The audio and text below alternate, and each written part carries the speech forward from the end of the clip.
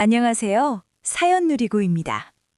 과학기술의 발전과 동시에 의학기술의 발달로 인간의 수명은 점점 늘어나고 있습니다. 과연 점다는 기준도 늘어났을까요? 그 기준을 명확히 말을 할 수 있을까요? 이런 의문으로 이번 사연을 소개드리려고 합니다. 세상에 이런 말이 있습니다. 피하지 못하면 즐겨라. 시간을 멈추지 못한다면 여러분의 시간을 사연 누리고의 구독과 좋아요와 함께 즐겨보시는 것은 어떨까요?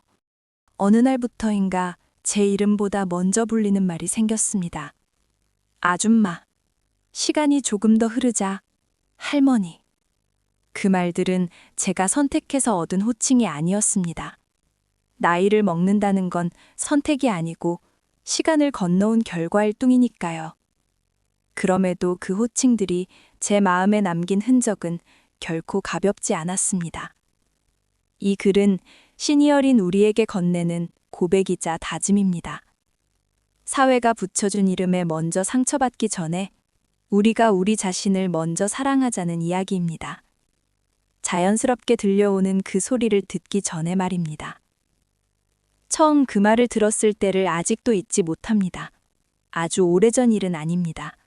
분명 어제와 다를 바 없는 하루였고 거울 속 얼굴도 갑자기 변한 것은 아니었습니다. 그런데도 그날 이후 제 마음속 시간은 이전과 다른 속도로 흐르기 시작했습니다. 아줌마, 여기 계산이요. 그 말은 친절했습니다. 짜증도 없었고 무례하지도 않았습니다. 아마 그 사람에게는 하루에도 수십 번 반복하는 말이었을 겁니다. 하지만 그날의 저는 그 한마디를 들은 뒤 계산대 앞에 서서 잠깐 멍해졌습니다. 마치 제 이름이 공기 중에서 지워진 느낌이었기 때문입니다. 그 전까지 저는 분명 이름으로 불리는 사람이었습니다. 아이 학교에서는 누구 엄마였고, 회사에서는 누구 씨였고, 동네에서는 오래 알고 지낸 이웃이었습니다. 그런데 어느 순간부터 사람들은 저를 관계가 아니라 나이로 부르기 시작했습니다. 그 변화는 소리 없이 찾아옵니다. 마치 밤새 계절이 바뀌어 있는 것처럼 말입니다. 어느 날 갑자기 우리는 묻지 않습니다. 언제부터 그랬는지, 왜 그랬는지. 다만 어느 순간 자연스럽게 받아들이고 있을 뿐입니다. 병원 대기실에서 아줌마, 성함 불러드릴게요 라는 말을 들었을 때, 버스에서 할머니, 여기 앉으세요 라는 말을 들었을 때 저는 웃으며 고개를 끄덕였습니다. 겉으로는 괜찮은 척했지만 마음 한쪽에서는 설명하기 어려운 감정이 올라왔습니다. 그 감정은 분노도 슬픔도 아닌 묘한 상실감이었습니다. 마치 내가 현재를 사는 사람이 아니라 이미 분류가 끝난 사람이 된 느낌이었습니다. 우리는 나이를 먹겠다고 선택한 적이 없습니다. 다만 하루하루 성실히 살아왔을 뿐입니다. 아이를 키우고 가족을 챙기고 직장을 오가며 때로는 하고 싶은 말을 삼키고 참아가며 버텼습니다. 그렇게 쌓인 시간이 지금의 나를 만들었을 뿐인데 세상은 그 시간을 단순히 아줌마, 할머니라는 말로 요약해버립니다. 문득 이런 생각이 들었습니다. 나는 언제부터 사람이 아니라 나이가 되었을까? 내 생각과 감정, 경험은 여전히 살아있는데 왜 사람들은 나를 이미 정리된 존재처럼 대하는 걸까?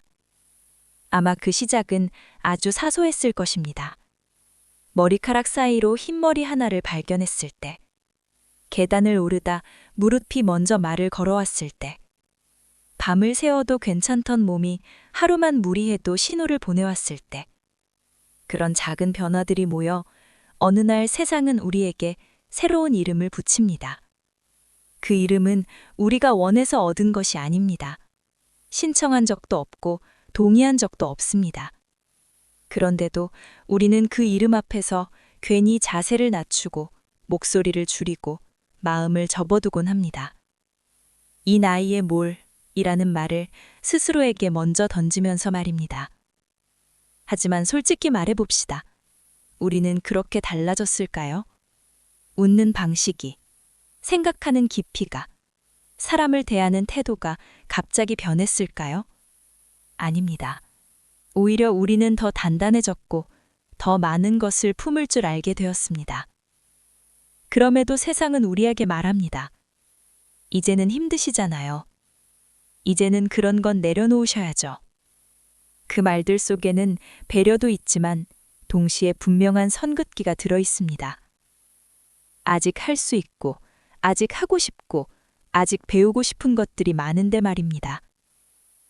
나는 그날 이후로 자주 스스로에게 묻습니다. 나는 정말 달라졌을까? 아니면 세상이 나를 다르게 보기 시작했을 뿐일까? 이 질문은 매우 중요합니다.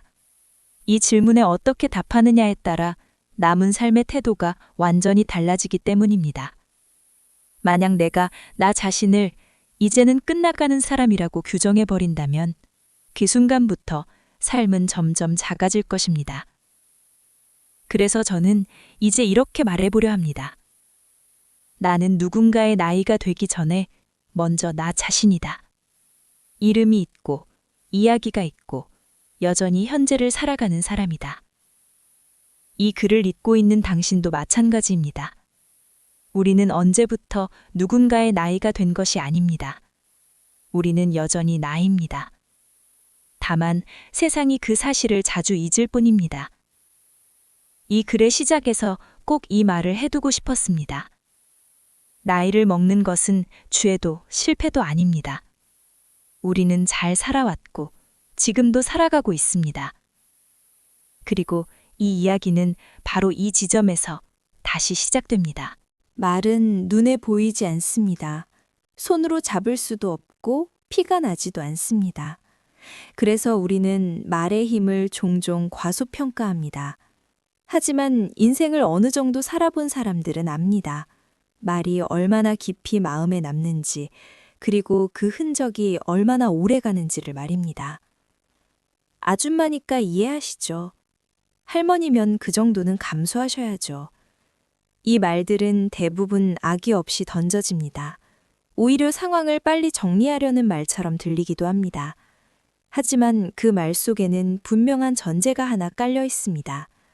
당신은 이미 설명하지 않아도 되는 사람이라는 전제, 세심하게 대하지 않아도 되는 사람이라는 전제입니다. 젊었을 때 우리는 불편한 말을 들으면 반응했습니다. 억울하면 따졌고 부당하면 항의했습니다. 가만히 있으면 손해본다는 말도 당연하게 받아들였습니다.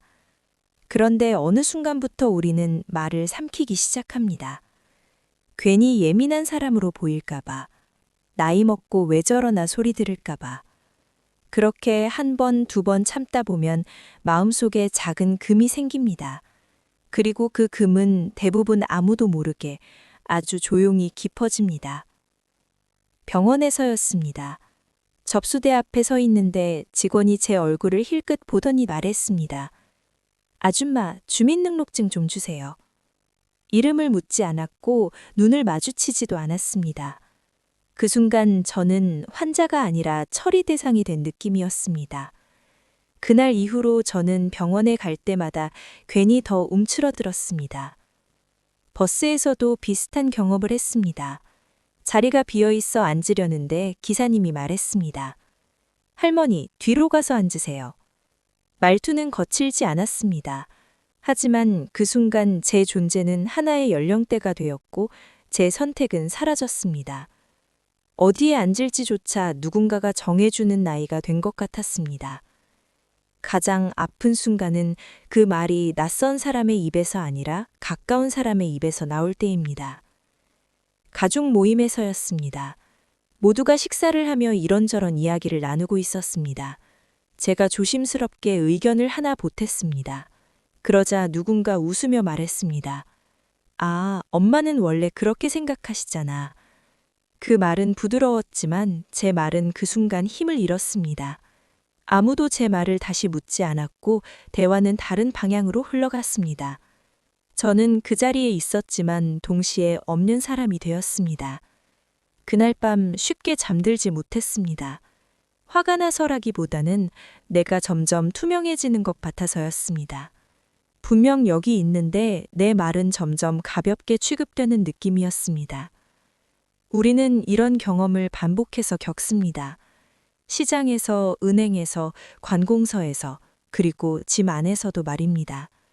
그렇게 조금씩 우리는 배웁니다. 이제는 나서지 않는 게 편하구나. 하지만 그 편안함은 대가가 큽니다. 말을 아끼는 대신 마음에 말을 쌓아두게 되기 때문입니다. 그 말들은 시간이 지나도 사라지지 않고 혼자 있을 때 문득문득 고개를 듭니다.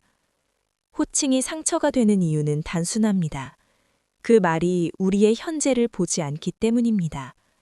아직 일하고 있고, 아직 배우고 있고, 아직 사랑하고 있는데 그 호칭은 우리를 이미 지나간 사람처럼 취급합니다. 그 나이에 뭘 저바래요. 이 말은 사실 이렇게 들립니다. 당신의 시간은 이미 충분히 쓰였습니다.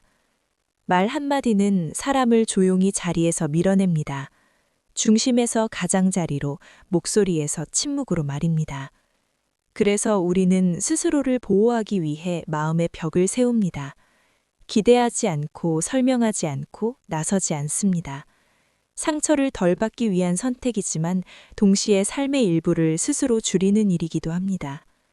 하지만 꼭 기억해야 할 것이 있습니다. 이 상처는 당신이 약해서 생긴 것이 아닙니다. 예민해서도 아닙니다.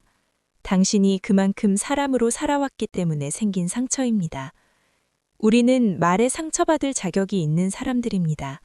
감정이 있고 존중받아야 할 존재이기 때문입니다. 이 장의 끝에서 분명히 말하고 싶습니다. 누군가가 붙여준 호칭이 당신의 가치를 결정하지는 않습니다. 그 말이 당신의 인생을 요약할 수도 없습니다. 상처받았다는 사실을 부정하지 마세요. 대신 이렇게 말해주세요. 이 말이 아팠다고. 마음속으로라도 인정하는 순간 상처는 조금씩 힘을 잃기 시작합니다. 어느 날 문득 이런 생각이 들었습니다. 나는 언제부터 나 자신을 평가절하하기 시작했을까? 누구에게 인정받지 못해서가 아니라 스스로에게 인색해진 순간이 분명 있었을 텐데 말입니다. 젊었을 때 우리는 늘 바빴습니다. 바쁘다는 이유로 자신을 돌아볼 틈이 없었습니다. 누군가를 위해 사는 것이 당연했고 그 안에서 나를 증명해야 했습니다. 그 시절에 우리는 지금보다 훨씬 강했습니다. 아니, 강해질 수밖에 없었습니다. 아이를 키우던 시절을 떠올려 봅니다. 잠을 제대로 자지 못한 채 하루를 시작했고 몸은 늘 피곤했지만 해야 할 일은 멈추지 않았습니다. 아이의 체온 하나에도 마음이 철렁 내려앉았고 학교에서 전화라도 오는 날이면 하루 종일 가슴이 조여왔습니다. 그 시절 우리는 대단하다는 말을 들을 틈도 없었습니다. 그저 당연한 역할을 하고 있었을 뿐이니까요. 하지만 지금 돌아보면 그건 결코 당연한 일이 아니었습니다.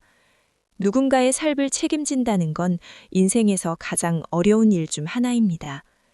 가정을 꾸리고 유지하는 일도 마찬가지였습니다. 보이지 않는 곳에서 수없이 계산했고 참고 조율했습니다. 하고 싶은 말을 삼키는 법을 배웠고 분위기를 망치지 않는 사람이 되기 위해 감정을 접어두었습니다. 그 과정에서 우리는 나보다 우리를 먼저 생각하는 사람이 되었습니다. 그리고 그 선택은 틀리지 않았습니다. 누군가는 그 덕분에 안정된 삶을 살았고 누군가는 다시 일어설 수 있었습니다. 일터에서도 우리는 최선을 다했습니다. 이름 대신 직함으로 불렸고 때로는 존재감 없이 돌아가는 시스템의 일부가 되기도 했습니다. 하지만 그 자리를 지킨 사람이 바로 우리였습니다. 묵묵히 제자리를 지킨 시간들이 쌓여 사회가 굴러갔습니다. 어느 날 퇴직을 하고 나서야 깨닫습니다. 그렇게 오랫동안 애써왔는데 정작 나 자신에게는 수고했다는 말을 해본 적이 거의 없었다는 것을요. 우리는 늘 다음을 위해 살았습니다. 다음 달 월급을 위해, 다음 학기를 위해, 다음 계획을 위해 말입니다. 그러다 보니 지금 이 순간의 나를 돌아볼 여유가 없었습니다. 그러나 이제는 말할 수 있습니다. 우리는 충분히 아름답게 살아왔습니다. 화려하지 않아도 눈에 띄지 않아도 누군가의 삶을 지탱해온 시간은 결코 초라하지 않습니다. 시장에서 장을 보며 가격을 흥정하던 모습, 가족을 위해 반찬을 고민하던 저녁, 아픈 몸을 이끌고도 출근하던 아침, 그 모든 장면 속에 우리의 삶이 있습니다. 그리고 그 삶은 존중받아야 마땅합니다. 그럼에도 불구하고 우리는 종종 스스로를 이렇게 말합니다. 이제 와서 다 지나간 일이지. 하지만 지나갔다는 이유로 가치가 사라지는 것은 아닙니다. 오히려 그 시간이 있었기에 지금의 우리가 있습니다. 젊었을 때의 선택들 중 후회되는 것도 있을 것입니다. 하지만 그 선택들도 역시 당시의 최선이었습니다. 우리는 그때의 환경 속에서 그때의 능력 안에서 가장 나은 길을 선택하려 애썼습니다. 이 장에서 꼭 말하고 싶은 것은 이것입니다. 지금의 당신이 서 있는 자리는 우연이 아니라는 사실, 수많은 결정과 책임, 인내의 결과입니다. 그러니 더 이상 스스로를 작게 만들지 마세요. 이 나이에 라는 말로 자신을 가두어도 됩니다. 우리는 아직 끝나지 않았고, 아직 느낄 수 있고, 아직 선택할 수 있습니다. 아름다움은 젊음에만 있는 것이 아닙니다. 오래 살아낸 사람에게만 생기는 깊이가 있습니다. 쉽게 무너지지 않는 마음, 타인의 아픔을 알아보는 눈, 그리고 무엇보다 버텨낸 시간에서 나오는 단단함. 그 단단함을 우리는 너무 쉽게 잊고 살아왔습니다. 하지만 이제는 기억해야 합니다. 당신은 이미 충분히 잘 살아왔습니다. 사실 우리는 처음부터 자신을 미워하지 않았습니다. 어린 시절에 우리는 거울 앞에서 나이를 따지지 않았고 비교라는 단어조차 몰랐습니다. 웃고 울며 하루를 살았고 그 자체로 충분했습니다. 그런데 언제부턴가 우리는 스스로에게 질문하기 시작했습니다. 나는 왜 이 모양일까? 그 질문의 시작은 늘 비교가 있었습니다. 비교는 아주 교묘하게 다가옵니다. 직접적으로 너는 부족하다고 말하지 않습니다. 대신 이렇게 말합니다. 다른 사람은 이렇게 살더라. TV 속에서는 늘 젊고 단정한 사람들이 등장했습니다. 나이를 먹어도 여전히 날씬하고 여전히 사랑받고 여전히 무대의 중심에 서 있는 사람들. 우리는 그 장면을 아무 생각 없이 보다가도 문득 리모컨을 내려놓고 자신의 모습을 떠올립니다. 나는 왜 저렇지 못할까? 그 질문은 결국 이렇게 바뀝니다. 나는 이제 끝난 사람인가? 사회는 친절하게도 나이에 맞는 자리를 정해줍니다. 어떤 옷을 입어야 하는지, 어떤 말을 해야 하는지, 어디까지 욕심을 부려도 되는지 말입니다. 그 선을 넘으면 사람들은 말합니다. 그 나이에 왜 그래? 그 말은 경고처럼 들립니다. 더 이상 튀지 말라는 신호, 조용히 자기 자리로 돌아가라는 명령처럼 말입니다. 우리는 그 말을 여러 번 들으면 스스로 검열을 시작합니다. 거울 앞에서 옷을 고르다 말고 내려놓고 하고 싶은 말을 삼키고 새로운 것을 배우려다 포기합니다. 아무도 직접 막지 않았는데 우리는 이미 멈춰서 있습니다. 특히 여성에게 이 과정은 더 가혹합니다. 젊음은 가치로 소비되었고 나이는 결점처럼 취급되었습니다. 흰머리는 자연이 아니라 관리의 실패였고 주름은 삶의 흔적이 아니라 숨겨야 할 것이었습니다. 그렇게 우리는 몸을 미워하기 시작합니다. 예전 같지 않은 체력, 느려진 반응, 바뀐 외모를 보며 자신에 실망합니다. 하지만 그 변화는 실패의 증거가 아니라 살아냈다는 증거입니다. 문제는 사회가 그 증거를 인정하지 않는 데 있습니다. 대신 우리는 끊임없이 관리라는 이름의 기준에 자신을 맞추려 합니다. 맞추지 못하면 자책하고 포기하면 초라해집니다. 가장 슬픈 지점은 이 모든 과정을 거치며 우리가 자신에게 점점 더 거칠어졌다는 사실입니다. 타인에게는 쉽게 하지 않을 말을 우리는 아무렇지 않게 자신에게 던집니다. 왜 이것밖에 안 되지? 이제는 쓸모가 없나? 그 말들은 마음속에서 반복되며 점점 진실처럼 느껴집니다. 하지만 그건 사실이 아니라 오랫동안 들은 이야기의 잔향일 뿐입니다. 우리는 사회의 목소리를 내 목소리로 착각했습니다. 그래서 스스로를 미워하는 일이 마치 합리적인 판단인 것처럼 느껴졌습니다. 하지만 한 번만 멈춰서 생각해 보세요. 정말로 당신이 미워해야 할 만큼 잘못 살았나요? 아니면 너무 오래 기준 밖에 서 있었다는 이유로 스스로를 벌주고 있는 걸까요? 이 장에서 분명히 짚고 넘어가고 싶습니다. 자기 혐오는 성찰이 아닙니다. 그것은 사회가 우리에게 심어놓은 시선의 결과입니다. 우리가 해야 할 일은 자신을 더 몰아붙이는 것이 아니라 그 시선을 걷어내는 것입니다. 비교를 멈추고 나이에 맞게 라는 말을 의심하는 것부터 시작해야 합니다. 우리는 늙은 것이 아니라 오래 살아온 것입니다. 그 차이를 받아들이는 순간 자신을 미워하던 마음은 서서히 힘을 잃기 시작합니다. 자신을 사랑하라는 말은 때로 공허하게 들립니다. 이미 너무 오래 자신을 뒤로 밀어왔고 사랑이라는 단어를 쓰기엔 삶이 너무 현실적이기 때문입니다. 그래서 이 장에서는 거창한 다짐이나 변화부터 이야기하지 않으려 합니다. 대신 아주 작은 질문 하나에서 시작해 보려 합니다. 나는 나에게 얼마나 친절했을까? 우리는 타인에게는 쉽게 건네는 말을 자신에게는 좀처럼 하지 않습니다. 괜찮아, 수고했어, 그럴 수 있어 같은 말들 말입니다. 오히려 반대로 말합니다. 왜 그것도 못했어? 이 나이에 이게 뭐야? 참을 수 있잖아. 자기 사랑의 연습은 이 언어를 바꾸는 것에서 시작됩니다. 삶을 하루 더 살아낸 자신에게 최소한의 존중을 주는 일입니다. 어느 날 아침 저는 일부러 거울 앞에 조금 더 오래 서보았습니다. 달라진 얼굴을 애써 외면하지 않고 그대로 바라보았습니다. 눈가의 주름, 예전보다 처진 어깨, 그리고 그 사이에 여전히 남아있는 표정들. 처음에는 어색했고 솔직히 마음에 들지 않았습니다. 하지만 이상하게도 몇 분이 지나자 마음이 조금 가라앉았습니다. 도망치지 않고 바라보는 것만으로도 관계는 바뀌기 시작했습니다. 자기 자신과의 관계도 그렇습니다. 외면하지 않고 바라보는 것, 그것이 첫 번째 연습입니다. 두 번째 연습은 속도를 늦추는 것입니다. 우리는 늘 서둘러 살아왔습니다. 가족을 위해, 일을 위해, 상황을 위해 말입니다. 하지만 이제는 모든 것을 같은 속도로 할 필요는 없습니다. 느려졌다는 사실을 실패로 해석하지 않아도 됩니다. 동네 공원을 걷던 날이 있었습니다. 예전 같았으면 운동량을 따지며 걸었을 겁니다. 오늘은 몇 바퀴를 도는지가 아니라 바람이 얼굴에 닿는 감각에 집중해 보았습니다. 그날 저는 처음으로 걷는 시간이 나를 위해 쓰이고 있다는 느낌을 받았습니다. 세 번째 연습은 선택을 존중하는 것입니다. 이제는 하고 싶은 것을 선택해도 됩니다. 그 선택이 작아도 괜찮습니다. 오늘은 집에 일찍 들어가고 싶다는 선택, 혼자 있고 싶다는 선택, 누군가의 부탁을 정중히 거절하는 선택. 처음에는 죄책감이 따라옵니다. 하지만 그 죄책감은 우리가 오랫동안 타인의 기대에 맞춰 살아왔다는 증거일 뿐입니다. 그 감정에 휘둘릴 필요는 없습니다.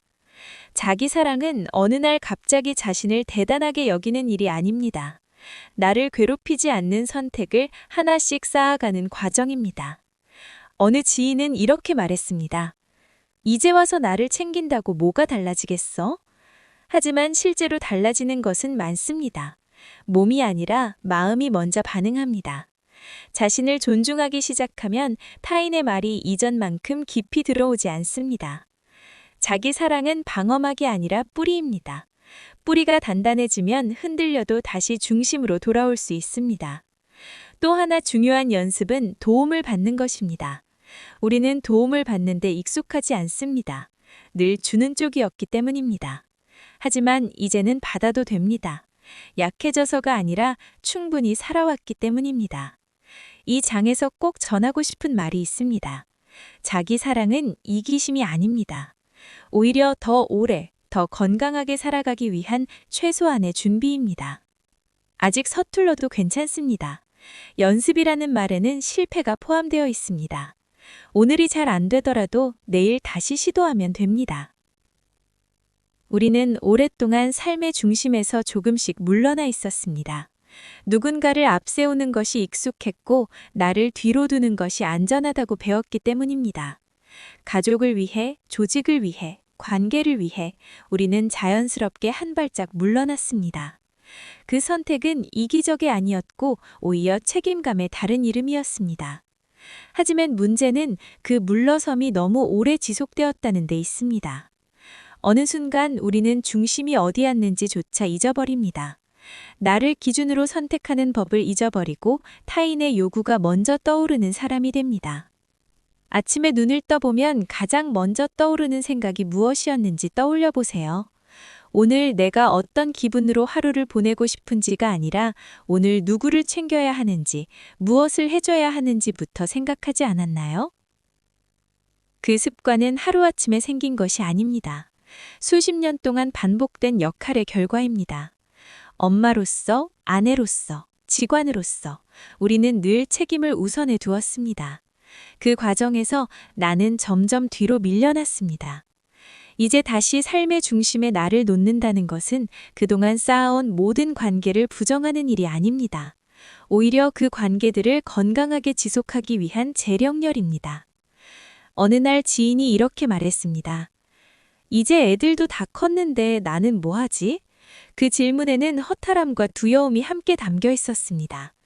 그동안 누군가의 엄마로서, 누군가의 아내로서 살아왔는데 정작 자신은 무엇을 좋아하는지, 무엇을 원했는지 떠오르지 않는다는 말이었습니다. 이 공허함은 많은 사람이 겪습니다. 역할이 사라진 자리에 자신을 다시 세워야 하는 시점이 오기 때문입니다. 이때 중요한 것은 조급해하지 않는 것입니다. 삶의 중심을 옮기는 일은 서서히 이루어져야 합니다. 먼저 관계의 거리를 다시 생각해 볼 필요가 있습니다. 모든 부탁에 즉시 응답하지 않아도 됩니다. 전화가 와도 바로 받지 않아도 괜찮고 메시지의 답이 조금 늦어도 문제되지 않습니다. 이것은 무례가 아니라 나를 존중하는 방식입니다. 자식과의 관계에서도 마찬가지입니다. 우리는 종종 아이가 어려워할까봐, 상처받을까봐 모든 것을 대신 결정해 주려 합니다. 하지만 이제는 믿어야 합니다. 그들도 각자의 삶을 살아갈 힘이 있다는 것을요. 어느 날 저는 처음으로 아이의 부탁에 이렇게 말했습니다. 이번에는 네가 알아서 해볼래? 말은 차분했지만 마음은 조금 떨렸습니다. 하지만 그 선택은 틀리지 않았습니다. 아이는 스스로 해결했고 저는 제 자리를 지킬 수 있었습니다. 삶의 중심에 나를 둔다는 것은 세상의 중심에 서겠다는 말이 아닙니다. 나의 감정과 욕구를 최소한의 기준으로 삼겠다는 선언입니다. 이 과정에서 주변의 반응이 달라질 수 있습니다. 요즘 왜 그래? 예전 같지 않네? 이런 말을 들을 수도 있습니다. 그 말들은 대부분 당신이 변했다는 증거입니다. 그리고 그 변화는 잘못이 아닙니다. 우리는 너무 오랫동안 편한 사람이 되는데 익숙했습니다. 편한 사람은 모두에게 좋은 사람이지만 정작 자신에게는 가장 불편한 사람이 되기 쉽습니다. 이제는 그 역할에서 조금 내려와도 됩니다. 삶의 중심으로 돌아오는 연습은 작은 선택에서 시작됩니다. 오늘 무엇을 먹고 싶은지, 누구를 만나고 싶은지, 어디에 시간을 쓰고 싶은지, 그 질문의 주어를 다시 나로 돌려놓는 것입니다. 이 장의 끝에서 분명히 말하고 싶습니다. 당신이 삶의 중심에 선다고 해서 누군가가 밀려나는 것은 아닙니다. 오히려 당신이 바로 설 때 관계도 제 자리를 찾습니다. 우리는 결국 그 말을 듣게 됩니다. 피하고 싶어도 애써 웃어넘기려 해도 언젠가는 자연스럽게 들려오는 말입니다. 아줌마, 할머니. 그 말은 어느 날 갑자기 인생의 문 앞에 도착해 마치 오래된 약속처럼 우리를 부릅니다. 중요한 것은 그 말을 듣지 않게 되는 것이 아닙니다. 중요한 것은 그 말을 듣는 순간 내가 나 자신을 어떻게 대하느냐 합니다. 예전에 나는 그 말을 들을 때마다 마음이 움츠러들었습니다. 내가 조금 작아진 것 같았고 이제는 조심해야 할 것들이 늘어난 느낌이었습니다. 말투를 낮추고 행동을 줄이고 괜히 눈치를 보게 되었습니다. 하지만 이제는 압니다. 그 말이 내가 원해서 만들어진 이름이 아니라는 것을요. 그것은 차이를 흐름 속에서 자연스럽게 붙여진 호칭일 뿐이고 나라는 사람을 설명하는 단어가 아니라는 것을요. 아줌마 할머니라는 말 앞에서 우리가 흔히 하는 착각이 있습니다. 그 말이 우리의 현재를 결정한다고 믿는 것입니다. 하지만 사실은 반대입니다. 내가 나를 어떻게 보느냐가 그 무게를 결정합니다. 어느 날 시장에서 장을 보다가 또다시 그 말을 들었습니다. 할머니, 이쪽이에요. 예전 같았으면 괜히 표정을 관리했을지도 모릅니다. 하지만 그날의 나는 고개를 들고 천천히 걸어갔습니다. 부끄럽지도 억울하지도 않았습니다. 그저 지금의 나를 인정하고 있었기 때문입니다. 우리는 나이를 먹으며 많은 것을 내려놓았습니다. 하지만 동시에 많은 것을 얻었습니다. 쉽게 흔들리지 않는 마음, 사람을 단번에 판단하지 않는 여유, 그리고 무엇보다 자신을 다시 세울 수 있는 힘입니다. 그 힘은 하루아침에 생긴 것이 아닙니다. 수십 년 동안 살아내며 차곡차곡 쌓아온 결과입니다. 실패한 날도 있었고 포기하고 싶었던 날도 있었지만 우리는 그 모든 날을 지나 여기까지 왔습니다. 그러니 이제는 말해도 됩니다. 나는 누군가의 나이가 되기 전에 이미 충분한 삶을 살아낸 사람이라고 말입니다. 세상이 나를 어떻게 부르든 내가 나를 대하는 태도는 내가 선택할 수 있습니다. 존중받지 못한다고 느낄 때 스스로를 가장 먼저 존중하는 사람이 되는 것. 그것이 우리가 배워야 할 마지막 태도입니다. 이 글의 처음에서 말했던 문장을 다시 떠올려 봅니다. 아줌마 할머니 소리를 듣는 것은 제가 원해서 하는 것이 아닙니다. 그렇습니다. 우리는 그 호칭을 선택하지 않았습니다. 하지만 그 호칭 앞에서 무너질지 바로 설지는 선택할 수 있습니다. 그리고 이 말을 듣기 전에 꼭 스스로에게 해주고 싶은 말이 있습니다. 정말 자기 자신을 사랑하라는 말입니다. 나이를 먹기 전에가 아니라 바로 지금 이 모습 그대로의 나를 말입니다. 자기 자신을 사랑한다는 것은 더 이상 증명하지 않아도 된다는 뜻입니다. 누군가에게 인정받기 위해 애쓰지 않아도 되고 비교 속에서 자신을 깎아내리지 않아도 된다는 뜻입니다. 이제 당신은 알고 있습니다. 당신의 삶은 아직 현재형이라는 것을요. 오늘의 선택이 내일을 만들고 지금의 태도가 남은 시간을 결정한다는 것을요. 아줌마로 불려도 할머니로 불려도 당신은 여전히 한 사람의 인생입니다. 이름이 있고 기억이 있고 앞으로의 시간이 남아있는 사람입니다. 이 글이 끝나는 지점에서 부디 이 문장 하나만은 마음에 남기길 바랍니다. 나는 나이를 살았을 뿐 나를 잃지 않았다. 그리고 이 깨달음이 당신의 남은 시간을 조금 더 단단하게 만들어주길 진심으로 바랍니다.